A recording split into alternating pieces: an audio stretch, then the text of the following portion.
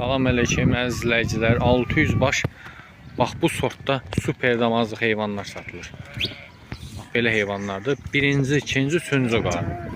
Kim istəyirsə əlaqə saxlayıb gəlib ala bilər. Seçmə də satılır, çom da satılır. Baba. Yelinə bax. Belə qızılı yer. Super heyvanlar. Kim almaq istəyirsə əlaqə saxlayıb gəlib ala bilər. Bir qapının heyvanı. Maşınla da, malla da barter var. Kömək olmaz deyən dağa gedirdi. Köməyimiz olmaz deyən ona görə satılır. Yəni köməyimiz yox. Yəni deyək ben adam oğlu. Adamlarına bax. Bax belə hamısı belə doğuşur. Büyünə səhərədir baba. Yəni heyvan tapma doğuşur. Super heyvanlardır, super. 600 baş heyvan. Təmiz 640 başı yox. 640 Deyək baş. doğur, bax hava deyək boşlara doğur, baxam. Deyək doğur. Doğru bu. Boşlara Az qoyur. qaldı. Amma Təmiz yetikdir də. hamısı yet.